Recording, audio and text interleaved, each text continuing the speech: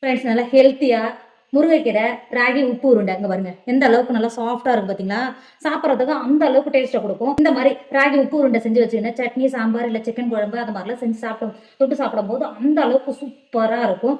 Taste அந்த அளவுக்கு சூப்பராக இருக்கும். உடம்புக்கு ரொம்ப ரொம்ப ஹெல்த்தி. குழம்பு சேர்க்காமலே சட்னி சேர்க்காமலே சாப்பிட்ற மாதிரியா இருந்தால் இன்னும் 2 கைப்பிடி அளவுக்கு முருங்கைக்கீரை எக்ஸ்ட்ரா சேர்த்தாவே அந்த அளவுக்கு டேஸ்ட்டை கொடுக்கும். அந்த அளவுக்கு சாப்பிட்றதுக்கு சூப்பராக இருக்கும். இதை நீங்கள் பிரேக்ஃபாஸ்ட்டாகவும் எடுத்துக்கலாம், டின்னராகவும் எடுத்துக்கலாம். குழந்தைங்க முருங்கைக்கீரை செஞ்சு கொடுத்தா அப்படியே சாப்பிடலாம். இந்த மாதிரி செஞ்சு கொடுங்க, அவங்க விரும்பி சாப்பிடுவாங்க. அந்த அளவுக்கு சூப்பராக இருக்கும். நல்லா சாஃப்டாக இருக்கும். இங்கே பாருங்க எந்த அளவுக்கு நல்லா சாஃப்டாக இருக்கும் பார்த்தீங்களா. அந்த அளவுக்கு நல்லா சாஃப்டாக இருக்கும். சாப்பிட்றதுக்கு அந்த அளவுக்கு டேஸ்ட்டை கொடுக்கும். இன்னைக்கு நம்ம ஒரு சூப்பரான டேஸ்ட்டில் முருங்கைக்கீரை ராகி உப்பு உருண்டை தான் சேர்க்குறோம். வாங்க எப்படி செய்யலான்னு பார்க்கலாம். அடுப்பில் ஒரு கடாய் வச்சுக்கோங்க. 2 டேபிள் ஸ்பூன் எண்ணெய் சேர்த்துக்கோங்க. எண்ணெய் இல்லை நெய் ஏதாவது ஒன்று சேர்த்துக்கோங்க. நான் எண்ணெய் சேர்த்துக்கிறேன், சேர்த்து கொடுத்துக்கோங்க. இந்த அளவுக்கு சேர்த்தாவே போதும். எக்ஸ்ட்ரா எண்ணெய் சேர்க்கணும்னு அவசியமே கிடையாது. சேர்த்து கொடுத்துக்கோங்க. எண்ணெய் சேர்த்து கொடுத்துட்டு அது கூடவே 2 டேபிள் ஸ்பூன் அளவுக்கு கடலைப்பருப்பு சேர்த்துக்கோங்க. அது கூடவே 2 டேபிள் ஸ்பூன் அளவுக்கு உளுத்தம்பருப்பு சேர்த்துக்கோங்க. உளுத்தம்பருப்பும் கடலைப்பருப்பும் சேர்த்துட்டு இந்த மாதிரி நல்லா கிண்டி கொடுத்துக்கோங்க. கிண்டி கொடுத்து ஒரு 5 நிமிஷத்துக்கு வறுத்துக்கோங்க. சேர்த்து கொடுத்துட்டு 1/2 டேபிள் ஸ்பூன் கடுகு சேர்த்துக்கோங்க. கடுகு சேர்த்து கொடுத்துட்டு அது கூடவே 2 பெரிய சைஸ் வெங்காயத்தை இந்த மாதிரி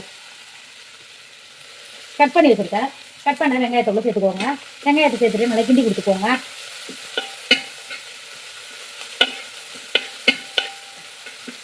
கிண்டி கொடுத்த ஒரு 5 நிமிஷத்துக்கு வெங்காயத்தை வதக்கிக்கோங்க. இப்போ பாருங்க வெங்காயமும் உளுத்தம்பருப்பு கடலைப்பருப்பு எல்லாம் சேர்த்து நல்லாவே வறுந்து வந்துருச்சு. இப்போ தண்ணி சேர்த்துக்கோங்க.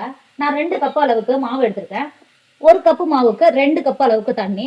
நான் 2 கப்பு மாவு எடுத்திருக்கேன். 4 கப் அளவுக்கு தண்ணி சேர்த்துக்கிறேன். தண்ணியே சேர்த்து கொடுத்துக்கோங்க. தண்ணி சேர்த்துட்டு 2 டேபிள் ஸ்பூன் அளவுக்கு உப்பு சேர்த்துக்கோங்க. உப்பு சேர்த்துட்டு அது கூடவே நான் 2 கைப்பிடி அளவுக்கு முருங்கைக்கீரையை நல்லா கழுவிட்டு இங்கே பாருங்க நல்லா காம்பு எதுவும் இல்லாமல் நல்லா உருவி எடுத்து வச்சிருக்கேன். 2 கைப்பிடி அளவுக்கு முருங்கைக்கீரையை உள்ள சேர்த்துக்கோங்க. எந்த அளவுக்கு முருங்கைக்கீரை சேர்க்குறீங்களோ அந்த அளவுக்கு டேஸ்ட் கொடுக்கும். உடம்புக்கும் ரொம்ப ரொம்ப நல்லது. எனக்கு இந்த அளவுக்கு சேர்த்தாதான் ரொம்ப பிடிக்கும். அதனால தான் இந்த அளவுக்கு சேர்த்துக்கிறேன். முருங்கைக்கீரையை சேர்த்துட்டு இந்த மாதிரி முருங்கைக்கீரை சேர்த்த உடனே தண்ணி நீங்கள் சேர்க்கும் போதே சூடான தண்ணி சேர்க்கணும். அப்போ தான் முருங்கைக்கீரை சேர்த்த உடனே ஒன்று ஒட்டாமல் இருக்கும். இங்கே வருங்க இந்த மாதிரி நல்லா கிண்டி கொடுக்கும்போது தண்ணி நல்லா கொதிக்க ஆரம்பிக்கும். நீங்கள் சூடான தண்ணி சேர்த்தா மட்டும்தான் சட்டுன்னு கொதிக்கும். கீரை எதுவும் கலர் மாறாது. இந்த அளவுக்கு நல்லா கொதிக்க ஆரம்பித்த உடனே நான் 2 கப் அளவுக்கு ராகி மாவு எடுத்திருக்கேன். இப்போ இந்த 2 கப்பு மாவை உள்ள சேர்த்துக்கோங்க. மாவை சேர்த்துட்டு இங்கே பாருங்க இந்த மாதிரி நல்லா கிண்டி கொடுத்துக்கோங்க.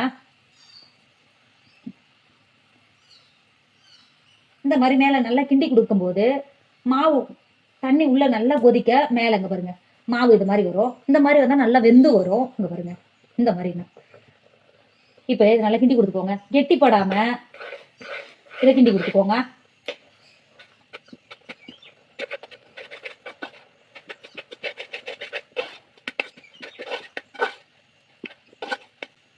இங்கே பாருங்க இந்த மாதிரி நல்லா கிண்டி கொடுக்கும்போது இந்த அளவுக்கு நல்லா கெட்டியாயிடும். இப்போ இறக்கிக்கோங்க. இறக்கி வேற ஒரு பாத்திரத்துக்கு மாற்றிக்கோங்க. இப்போ பாருங்க நம்ம மாவு மாற்றி வச்சு 10 நிமிஷம் ஆயிடுச்சு. 10 நிமிஷத்துலேயே கை பொறுக்கிற அளவுக்கு சூடு இருக்கும். இங்கே பாருங்க நீங்கள் மாவை தொடுறதுக்கு முன்னாடியே கையில் தண்ணியை தொட்டுட்டு இந்த மாதிரி உருட்டினீங்கன்னா உங்களுக்கு ஈஸியாக உருட்டை வரும். இங்கே பாருங்க இந்த மாதிரி நீங்கள் ஒவ்வொரு தடவையும் ஒவ்வொரு உருண்டை எடுக்கும்போது தண்ணி தொட்டுட்டு அதுக்கப்புறம் மாவை எடுத்து உருட்டினீங்கன்னா கையில் ஒட்டாது. அந்த அளவுக்கு ஈஸியாக வரும். இங்கே பாருங்க இதே மாதிரி இருக்கிற உருண்டை எல்லாமே உருட்டி எடுத்துக்கோங்க. இப்போ பாருங்க ஒரு ட்ரிப்பு வேக வைக்கிறதுக்கு ஒரு பிளேட்ல பிடிச்சி வச்சிருக்காங்க பார்த்தீங்களா. இருக்கிற மாவு எல்லாமே இதே மாதிரி பிடிச்சி எடுத்துக்கோங்க. வேக வைக்கிறதுக்கு இட்லி பாத்திரத்தில் தண்ணி வச்சு இங்கே பாருங்க தண்ணி எந்த அளவுக்கு நல்லா கொதிக்க ஆரம்பிச்சிச்சு பார்த்தீங்களா. இப்போ இட்லி வேக வைப்போம் பார்த்தீங்களா. அந்த பிளேட்டை உள்ள இறக்கி சேர்த்துக்கோங்க. இறக்கி சேர்த்துட்டு நம்ம உருட்டி எடுத்துன்னு வந்து வச்சுருக்கோம்ல இந்த ராகி உருண்டையை இந்த மாதிரி